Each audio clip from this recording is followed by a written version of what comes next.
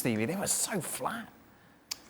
Yeah, I was watching this and I'm thinking, is this about the managers? You know, because you think of Brighton under Potter and everything seemed to be calculated and organised and crisp and loads of passing, and we all knew that the problem they had was putting the ball in the back of the net.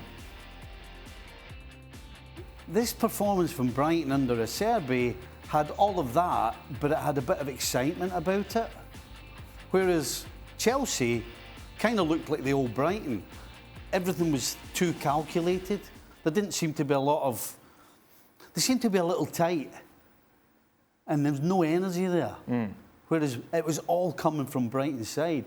And pretty much they got overrun for most of the game. And actually the pressure they put Chelsea under, you know, you can talk about Silva making mistakes, but at the end of the day, you're making mistakes because the opposition are putting you under pressure. And so really, they just steamrolled them. So maybe Potter's going to have to try and get a little bit more energy on top of the organisation and the control of the passing. But how do you get energy? Surely energy is a given, isn't it?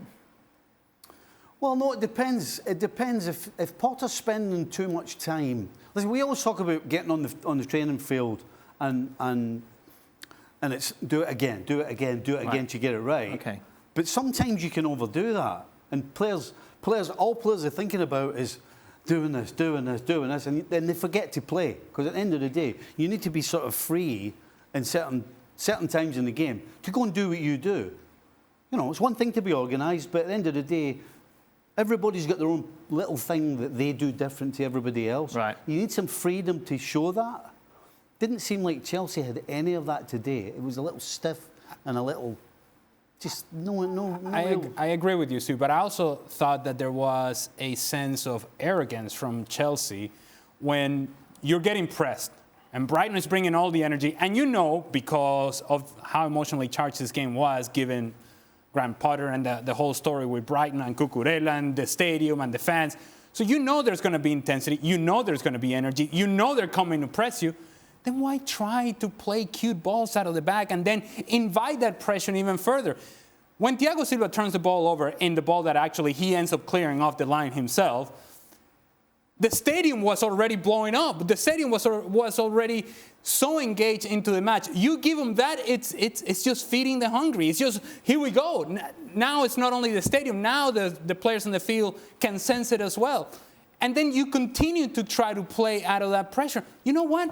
If they're pressuring you and it's not quite happening, first 5 minutes of the game, put it over there. Put it on the other side. Take the game into the attacking half so that they can cheer for stuff in the attacking half, not when they're attacking us. And so, for me, that sense of, oh, well, we can play out of everything. Well, maybe not. And if it's not working, making the decision, problem solving on the field, put it on the other side, and then let's allow this game to settle down. And if it settles down, then we assume, as Chelsea, that we have better players than they do. And at that point, our quality takes over. But it was never happening. Far too sensible. The football snobs of today. You can't do that. You can't kick the ball long. Oh, no. The football snobs of today. Don't get Jan started. That's Jan's favourite topic. No. Yeah, and Chelsea be okay?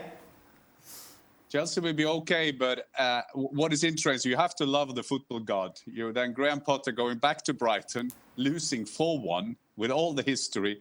And the Brighton fans, you've got to love them as well, singing, you'll be sacked in the morning. I mean, you have to love English football. You have to love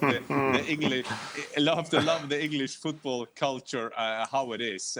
But I think they'll be okay. I think yes, Steve got a point. You can overdo it, but maybe Graham Potter hasn't had enough time on the training ground either, because he has a lot of games coming up now. But this was an unbelievable, great result for them. And note, Trossard scoring again. He scored 3 at Anfield. He's a good player. He's a good striker for them. So if he can keep scoring, they will be around the Europa League position, Brighton, I guess. Hey.